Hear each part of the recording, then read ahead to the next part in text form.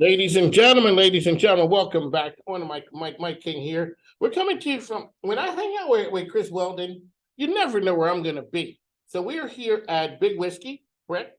Yeah. All righty. We're here at Regency. Regency's bounced back. People thought Regency was on scrap heap. They were, given last rites, but oh no. And so we're here with Mac. You had said you knew it was not gonna be done.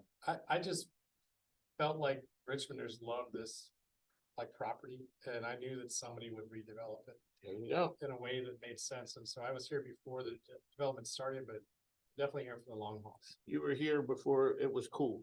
All righty, so we got Chris Weldon. Chris Weldon, welcome back to the show. This is your program. What do people expect? And tell folks about you, the turnaround CEO. Sure. Thanks, Mike. And, when we met, we talked about bringing a number of interesting people on, talking about lessons learned through the pandemic, interesting things that can help other people run their businesses. And that's where, when I met Mac, he had some really fantastic stories. I wanted to get him on right away to hear some of those things. What I do for a living, I invest in businesses. I join your team. I put money in, I put time in, and I help turn people's business around and get to the next level.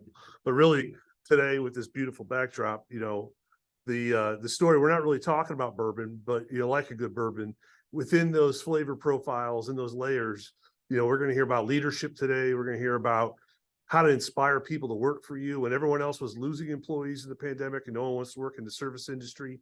How do they stay engaged and loyal to you? And also maybe firing some customers, which I've got some We've had that conversation. Oh, yeah. It is a good feeling. It is. Because customers a lot of times want to hold you hostage. And we did come from that period where the customer is always right. Yeah. We did. As we say, that is a paradigm shift. But you have one toxic customer, you can, and Mac, you can tell us your story here, but it can ruin the rest of your business and your employee base. It can. I find most people, like 99.99% of the customers we have are amazing people, and they're happy to be here, and they just, love everything about the restaurant. And sometimes in restaurants, things happen, and not intentional. Somebody gets an undercooked burger or overcooked burger or whatever. Those are very reasonable things to have a problem with, but there are some people who've kind of been trained by corporate restaurants to just bully their way through life to try to get things for free. And those are the customers that I think that restaurants need to shut down and just kick out. Do you think that experience was the turning point why people don't want to get back into the restaurant or service industry because they're just tired of getting beat up? Because of the pandemic, you mean? Yeah, after the pandemic, they didn't really come back. Why is that? One of the reasons. The reality of it is most restaurants laid people off during the pandemic, understandably, because they weren't open and it was a really tough time. And so a lot of the good restaurant employees sought jobs. Most people that work in restaurants work harder than the average worker. Yes, they do. They work far more than 40-hour weeks. And so they are really great employees typically. And the amount that people got in I don't want to say welfare, but whatever the assistance during the pandemic was nowhere near what most great restaurant employees would make as bartenders or waiters or waitresses. So they just went and found jobs that were outside of the industry. I personally was different than other restaurant owners. I worked really hard to retain my staff. I made an agreement with how much I would pay them hourly, worked everybody full time while we were closed, and we painted, we redid floors, we did whatever we could to improve the restaurants because I didn't want to lose my staff. Yeah. And that's why we're still here solid. And that was one of the first things, your staff was one of the first things I noticed when I walked into the building on Robinson Street. Mm-hmm. They instead of just come in, what can I get you? He asks, what types of foods do you like? What's your flavor profile? It's like getting a master's degree in spirits. It wasn't just a transaction. And you could tell those people were super passionate about what you built, which means they have to also relate and be passionate about working with you. Yeah. It was very impressive. Well, I try to be their co-worker, not their boss. I work as a bartender myself. I actually don't pay myself a salary. I live as a bartender. And then if it's a slower night, I take myself out of the tip pool so that the people that work for me can make more money. But most of the money that the restaurants make goes into inventory. Running this kind of a business in particular, you have to think 10 years from now, will I have these products? And so sometimes when something comes in, we'll have to buy hundreds of bottles of it and then just sit on them for years Yeah. It's a very Which, different kind of business. You know, and some of those bottles have gone up more than the price of Google. Yes, You know, so the bourbon craze is real. Right. It's fascinating. So wait a second, sir. You're buying bottles yes, and sitting on. Some people may say that is money tied up over in that corner, right. and you're able to live and sustain that right there. But you have a vision. We're gonna talk. So tell people the McCormick story, and then we're gonna talk about some vision when you're looking down the road, so that you don't end up needing the turnaround CEO because of something that you did. So tell people where you are, your locations. So the original was in Shaka Bottom. Okay, It's McCormick's Irish Pub, which there you go. show my Shout hood. out. That's what we're talking about branding. And then the Whiskey Grill and the Fan, McCormick's. Okay, so wait. Okay, well, let's go back. We ain't you. This is a master class right here. Okay, so there's some issues in the bottom. Oh, there's always been issues. There's some about it. issues in the bottom, and you thought that there may be some challenges for your business. So the issues in the bottom have been coming since I got there. Some of them had to do with the bottom, some of them had to do with other things in the world. Since I opened that business, things that affected my business down there were things like 9/11. Like people don't think about 9/11 impacting Richmond, Virginia, but I think restaurants across the country struggled that year because people were staying home. They weren't going out. Oh, And I didn't know that one. and then Hurricane Gaston, we were in a flood down there, a really terrible flood. And so my business was actually in a natural disaster. And I had to learn how to get past that. We were actually closed for 3 months while I rebuilt everything and got all our electric work redone and did floors and everything that got damaged. I had to redo that. And then Hurricane Isabel knocked our power out down there for a while. And then the damages from Gaston, some of the electrical got screwed up to the point where we didn't realize it was screwed up inside of the conduit. So, but not inside of our restaurant, outside of our restaurant. The transformers in Shaka Bottom were affected by Gaston, and 2 of them exploded and diverted the entire power grid of Shaka Bottom into my panel, and a bolt of power or lightning basically shot across from our panel and ignited our roof, so then we were in a fire. Then the DC sniper happened, which also terrified people in Richmond because one of the shootings was just north of here. And I mean, just thing after thing after thing, the fights to get the ballparks down here, the violence from the clubs, there's been a lot. So at that point, I mean, you should get an award with that one. So you're still in the business and you start thinking, how can I do something to survive? So you get another location. Well, when the city of Richmond started blockading Shaka Bottom down, it devastated my business. It was far worse for me than the natural disaster was. Okay. And I'd already envisioned building the first Whiskey Grill and the Fan. And I was going to put it right next to my pub, but there was no way I was going to build another business in Shaka Bottom because of all the problems down there. I can understand. Sir. So I built it in the Fan on Robinson Street, knowing that by me standing behind a bar in another neighborhood, it would replace the almost $1 million in sales a year that we lost because of the police blockades and the violence. So you lost $1 million a year from them blocking off the streets. We lost 930,000. So when you told us you had, what was your sales before that? 9? We were averaging between 925 and $1 million a year for over 15 years. Okay, and then what did you drop to? 62,000 from the blockades. From the blockades, yeah. Okay, so it takes vision for a business owner. Sometimes you're looking, what are the opportunities? What can I do? Because this thing that I have right here is not working. Well, so I was already planning the other restaurant, and it was going to be right next door to my pub. The pub is not a fancy place. The 3 of us would have shotgun beers together, made out with some chick in the bathroom that we shouldn't be making out with. I was in my 20s. That was the place. Yeah, I was in my 20s when I built it. I wasn't trying to impress anybody. Were you having fun too? I always have fun. I have the coolest boss in the world. But when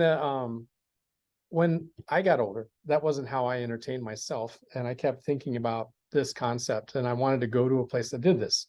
So the plan was to open it right next door, but I had to make sure that it didn't compete with my already established business. And this is before things started getting bad at the bottom. And so we don't do anything at this place that we do in the Shaka Bottom. We don't carry any cheap liquor. We don't carry things like Jägermeister or Red Bull or even juices. It's all just straight pours. The average drink price here is more like $22 versus $5 in Shaka Bottom. Like they're A different order, a different crowd, completely different demo. Yes. But then if you've gone from that to when I was here last, you were having barrels that were going to be made into your own special version. I mean, Well, you've so- really come a long So way. we handpick barrels from distilleries all the time, but I also plan to do some hand blending. That's still in the works. I'm about 2 or 3 months, I think, before we start that project. But that's actually something I was going to start before the pandemic. When the pandemic started, I was like, oh gosh, we better not do this because it's a big investment to start. But I wish I had gotten it started before the pandemic because I could have had a product that we could sell to people while we were closed. And And the product so, you can't get anywhere else because you create it's one of a kind. right. And so I still want to do that. I feel like COVID might not be the last thing that does this to us. Not that I want something else to happen, but But there's always something happening. there is. And so if I can have another stream of revenue that isn't involved with customers coming into the business to potentially support the business or businesses in case of anything else, that'd be great. And I wish I had gotten the brand started before the It's pandemic. exciting though. It is. Let me add, so from a business standpoint, explain to the listeners how and ways that you can ensure that the pandemic happens. So when the pandemic happens, you have the choice like a lot of people. Let people go or hold on to folks. So You're I- in a position, how do you put yourself in a position that you're able to even pull that off? Well, so I don't pay myself at any of my businesses. The money either goes into the business, into inventory, or into real estate to protect everything. It's the leaders eat last mentality. That It is true. And I've always been kind of a laissez-faire type of leader where you allow people to self-lead and treat them with respect, dignity, and as adults. And there's a big problem to me when I see people micromanaging employees because that's why I left my job and started my own at 24 because I just didn't like that. Yeah. I mean, I'm an adult. I don't need to be treated like a child all the time. And I've never forgotten being belittled by somebody that worked for me or being disregarded by somebody that worked for me. So I try to like engage with my coworkers, not my employees. They are my coworkers and they're my friends. And I wasn't going to lay my friends off during the pandemic. So we just worked as best we could with what money I had and kept everybody employed. What's like the average tenure of your employees, you think? So if I had to average them out, probably like 16 years. I mean, that's just unheard of. That is unheard of. In your industry where everyone quits in 3 or 4 months. No, I have you know, multiple that have been with me for decades. that's and crazy. Many that have been with me for more than 10. The newest employee currently has been with me for 3 years, and he's Okay. the newest guy. So when we talk about the industry and churn and all those things, how do you say, well, you said it right there. How do you set the culture so that you make people want to do the best that they can so that there's a team atmosphere environment? Well, I lead by example. I mean, and I clean the toilets before I ever ask anybody to clean a toilet. The worst job in the restaurant, hands down, is cleaning the grease trap. If you've never worked in a restaurant and you've never experienced a grease trap, you really can't understand a grease trap, but it's Hands rough. down the worst. It's a terrible job. And I have done that in front of all of my employees. And so they will always, when I ask them to do it, not say anything to me because they know that they've seen me do it. And even when they're doing it, after I ask them to do it, I will help them do it. Yep. And Follow you anywhere. After yes, that. and by working as an employee of my business, I don't work as a manager. I work as a bartender. I am their coworker. I'm their lead coworker, and I will direct them if I feel like they need direction. But for the most part, they don't.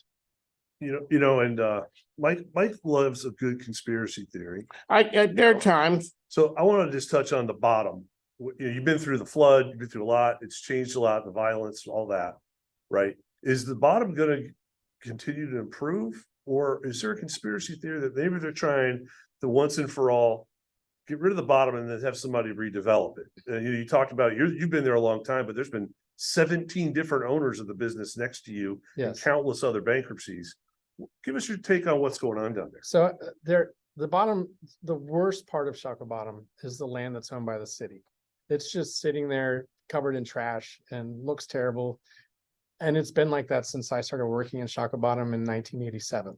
And where is that? Is that right by the gas station? So the land that surrounds the gas station all the way to the train station, all the undeveloped empty stuff, it's all owned by the city of Richmond.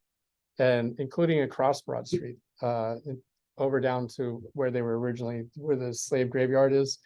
And they were talking about putting the ballpark, that was all city property as well.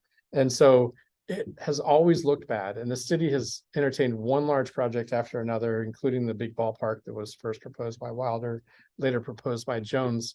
And every time that they try to talk about these ballparks, they pretend like the businesses that are there don't need to be there, which to me is very insulting. People, build small businesses and they're the lifeblood of a community. And the city's like, yep, eminent domain, we're just going to kick all this out. And so the corner of the last ballpark program started at 18th and Franklin, which is 5 storefronts up from my building. Had I chosen to build my business just 100 feet north, then they would have been planning to build a ballpark where my business was. And I take issue with that. Like, I think it's wrong. And that every project that they proposed down there, we had a children's hospital proposed down there. We had the 2 different ballpark initiatives. We had a giant medical conference center plan down there, potentially. It always involves just demolishing businesses as they stand. What do you think the reason is that the city holds on to it? To the land? Mm-hmm. Because they're hoping that they'll just get some large developers to contribute, whether it's to create jobs or whatever. But if they sold that land, and it's city blocks of land to developers, it would get developed like that. But they're not doing it. It drives me bananas because there's no reason for them to just sit on it. Okay. I want to Mike King here. We're here with Mac. We got my man Chris Weldon here with us as well. We're at Big Whiskey. So the move to out here must have seemed like to some people thought you went to the other end of the earth, coming to Regency. Actually, it made sense for me to come here. So the pub was struggling bad. And then I built the fan. It wasn't quite making enough money to support the pub prior when it was so bad. So I was like, I need to build one more. Okay, so that's right. Okay, so this one's struggling. Let me go get one more. Yeah. That's an entrepreneur's mentality. A lot of people would quit. Exactly. I mean, and if once you experience what it's like to be in those establishments, you see how passionate those people are. I mean, that takes a lot of guts. Well, the fan restaurant was crushing it, and it was almost enough money to cover everything that I needed to cover at the one in the Shaka Bottom. Because when the bottom is good, that business is super successful and it does very well. And you're not leaving the bottom. No, you're rooting for it. And you want to help it change. I love Shaka Bottom. I mean, I started working down there when I was 19 years old. That's my neighborhood to me, and it deserves better than it gets sometimes. And I just wanted to protect my business because I feel like it's a staple for that neighborhood. I mean, we're the oldest business down there that I'm aware of, other than Poe's Pub, which isn't really to me in the bottom. It's a couple blocks away. But I don't want to give up on what I consider to be my neighborhood. I lived down there for 15 years. That's your neighborhood. Yeah. So Mike Chris is here. Mac is with us as well. I'm sure business owners come to you and ask, what's the one thing that people come and ask you about more than anything else? They always ask me how I started. And I tell them that I started with a Home Depot card and 2 full-time jobs on top of running my business. And they don't believe me. But I worked for Papa John's and Richmond Harley Davidson, and I had a Home Depot card and I built everything myself. This table was made out of old law shelves. I bought the lumber from the old Henrico Law Library that was demoed in Shaka Bottom back in around 2002 after the flood. Every piece of wood on this wall, every piece of angle iron that you see, I cut that, nailed it to the wall, drilled those holes, screwed those screws. I build my own restaurants. And I think that if you don't know how to do stuff yourself, you're never going to survive in this kind of a low profit margin business. Or in any business, really. I mean, if you're going to start a company, come in here, have a drink, talk to Mac about how he started, because those are the things you need to do. If it's in software, if it's in anything, you're always, I know I didn't pay myself for 3 years when I started my first company. Everyone else got paid and you had to do everything. You had to wear every hat. And for those thinking about entrepreneurship, I mean, you built this, it's a fantastic story and they should come see you. And People always Learn more. assume just by opening a business, they're gonna immediately make the kind of money that their boss at their other place made. And they assume that they know what their boss made, but they have no idea. A lot of times, especially in the restaurant business, I mean, restaurants go out of business all the time. It's, I think, one of the highest failure rate businesses that there are. And it's the people that fail in the industry, in this industry, are people that didn't work in the restaurant industry, and they don't understand that you're not going to make much money owning a restaurant. I make my living as an employee of my restaurant. And if you're not willing to be an employee of your own company, at least for the first couple of years, then you shouldn't do your own company, because that's what it takes. You have to sacrifice. So when you opened the first restaurant, when did you know you had something? So I was already a pretty popular bartender, and I knew me standing behind the bar in Shockoe Bottom in the 90s translated to $700,000 a year in sales as long as I worked full time. I didn't realize that was something that would make me money. I just assumed that would be about how much it would take to run the business. First year or two were pretty tough because right after we opened, things started happening down there. And it was probably the year after the flood, when I'd already paid back all the debt I'd created from the flood. And I was like, that would have been profits. And I was like, wow, that would have been great if the flood hadn't happened. But being the bartender at my bar, I make a great living. I mean, a bartender in any, or server in any great restaurant where it's busy all the time, they make a good living. And when I realized I loved what I did and I was going to keep doing it, was actually my first bad customer that I actually fired. Here we go. Okay, we've had this guy. Let's go with the bad customer. What? So in this particular case, it wasn't me she was being rude to at first, it was my server. And it's kind of a longer story, but at the pub, we would be so busy after 10 that we wouldn't do table service. So this woman's name was Suzanne that worked with me. Suzanne was serving this group, and it was coming up on 10, and we told the group they were going to have to close out their tab because after 10, the servers got off and Suzanne was not going to be working anymore. They would have to come to the bar to get drinks, which was not a lot to ask. It was about this far, 8 feet, 10 feet from the table. They were like, well, we're only going to be here for a little longer. And can we just keep having her service? And I was like, it's really up to her. It's not up to me. This is when she's supposed to get off work, and this is our policy. So she said she would do it, which, that's great. That's what most restaurant people do. They want to really please the customer. Those people stayed for 4 more hours. Oh, Till 2. And then this was old school credit card, the knuckle buster, when you had to wipe the thing. And they wrote 0 tips, slow service after she spent 4 hours extra time on a multi-$100 tab. wow. And so it was just, she was crying, she was upset. And I was pretty angry because we were getting ready to shut down. It was last call. I'm really busy. She's crying. I don't understand what's going on. She showed me the credit card tip. So the pub is a rowdy rock and roll bar. And I think we were playing like Slayer or Megadeth or something really heavy. And the whole crowd is just kind of banging their heads trying to get drinks. And I killed the music. We had a microphone that I pulled out to call last call. And I was like, hey guys, how do servers make their entire living? And people are like, tips. And I was like, what do you think about a table that did this to their server? And they're like, that sucks. And I mean, hundreds of people saying this. And I was like, well, those people right there, Now, see, that's did classic. that and to my server, and nobody's getting served until they get the fuck out of my bar. Excuse the language, you'll have to censor it out. But that's what I said. And so 200 people in unison were like, fuck you. I'm sorry, but that's what was happening. And I could see her smiling, because she was really upset. And these people got really angry at me. A guy from the table tried to throw a pint glass in my head, which I caught and I put it down. I don't even remember doing that, but the whole crowd was like, oh, because I just literally caught this glass that was flying through the air. And he just kind of looked at me and I was like, I suggest you get out. And then the people were just screaming them out of the bars. They left. I gave her $200 out of my pocket so that she made money for the night and wasn't upset anymore. And that was the moment when I realized that you should always fire the bad customer. You shouldn't tolerate them, because like I said, 99.9% of the people that come to our businesses are amazing people. They love what we do. They love, why they're there, why we're here. But it's that one person out of thousands that just kind of kills the Yeah. employee, kills their motivation, kills the customers around them.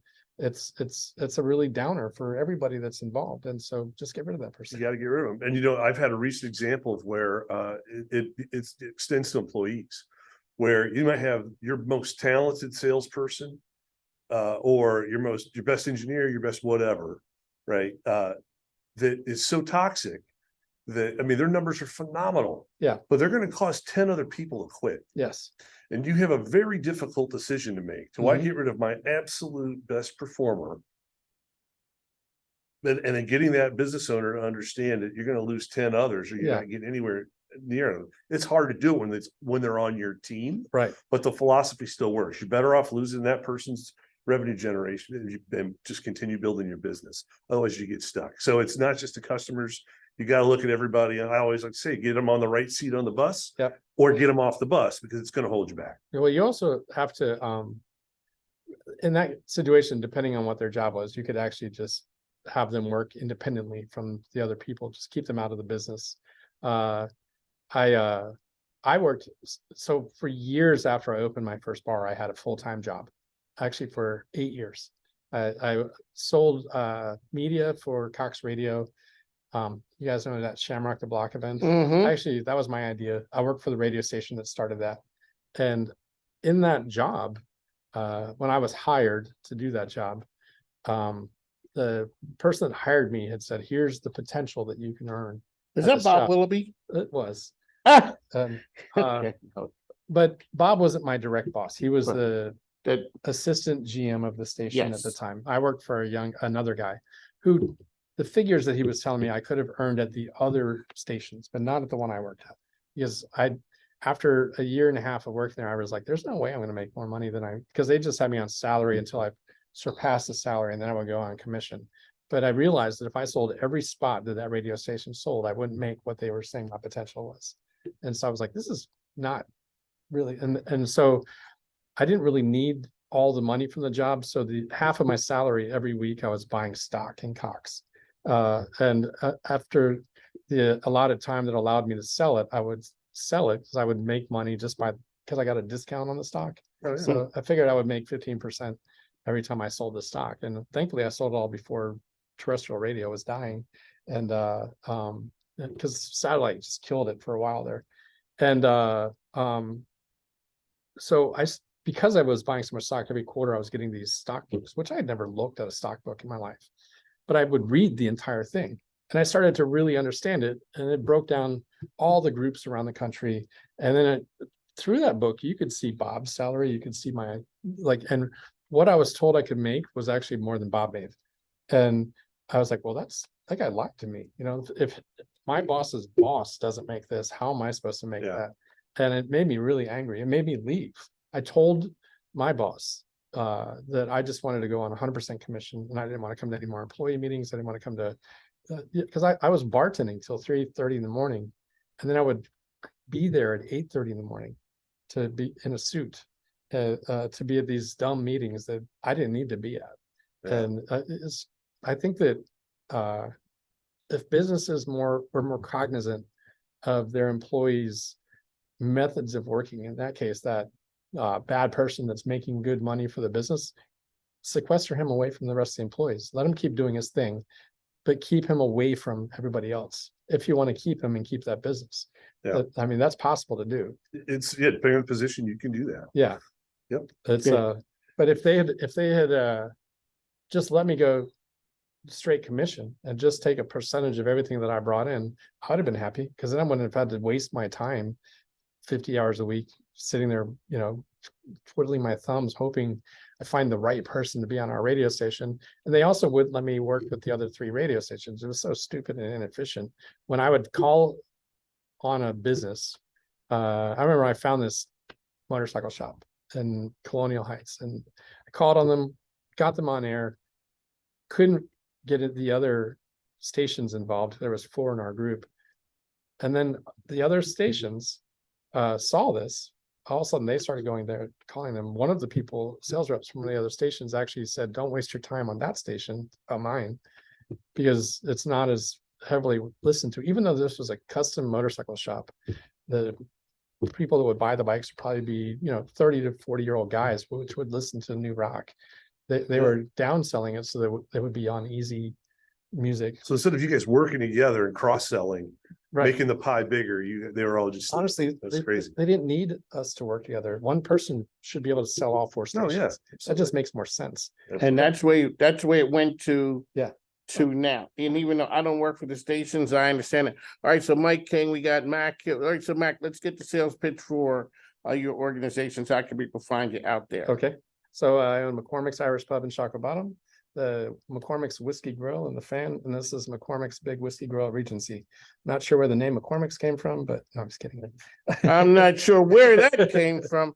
All righty, really quickly as we get out of here, talk about the big wall in the back. You're known for. So we have the best collection of spirits in Virginia. I think we're in the top 10 in the country, or possibly even the world. We are a little hampered by the state of Virginia. In other states, I could bring in whiskey from someone's grandfather's collection. We have to buy everything through the ABC, but we've been doing it for a long time, and it's enabled us to put together a massive collection. When you started it, did you say you were probably the first one in the country with this concept? I hadn't seen one like this. Yeah. I know that there is a brandy bar in New York, which I went to, which was really cool, but it was all brandy and cognac. And Yeah. so, and I hadn't seen another one. And now there's probably 100 across the country that do what we do, and they Yeah. do it very well. Like, I'm glad they exist because it's kind of given levity to my business. It's Right. reinforcement of the concept. And the bourbon craze, you're seeing bottles that were $30 in 2004, like Pappy, are now 900. If you came to my Right. restaurant in 2009 and wanted a 23-year-old Pappy Van Winkle, it was a $31 shot of whiskey. That bottle is currently a $5,000 market value bottle, which would put it into the $900 shot range. $900 a shot. Yes. So I calculated that's better. You're better buying that bottle than Google stock.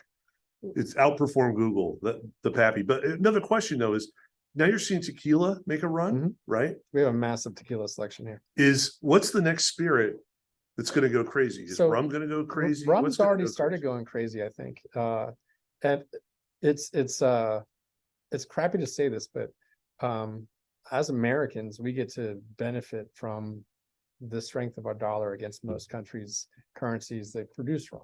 So even if the rum thing goes crazy, I can't see it getting as high end as some of these whiskeys have, because the producers are, we're just economically Right. stomping Buy them. it from the Yeah, and Caribbean, so- Central America cheaper. but I think any aged spirit has legs right now. I think that the last recession inspired this. I think that the whiskey craze started because of the last recession, because people started thinking about how they spent their money. And, there was a big movement towards these super premium vodkas in like the early 2000s. And when you're looking at $100 bottle of vodka versus $100 bottle of whiskey, and you know that it takes maybe 3 days to produce that vodka, but the bottle of whiskey in 2010 said it was 20 years old. You're like, wow, this is something that takes 20 years to produce, and it's the same price as that vodka. So I think that was actually part of the Yeah. reason whiskey became cool, because people were being more thoughtful about their purchases because the money was not as good as it was. Yeah. There you go. One of Mike Mack is here, Chris Weldon. All right, Chris, how can people find information out about you? Sure. You can hit me up on LinkedIn or at corner4.co. Or if you want to talk about your business and other things, you can meet me here. I'll buy the first shot. We'll sit right here and we'll talk to Mac and we'll have a good time. There you go. On the Mike, we are the best business radio program. Why? Because I'm rocking with guys like this.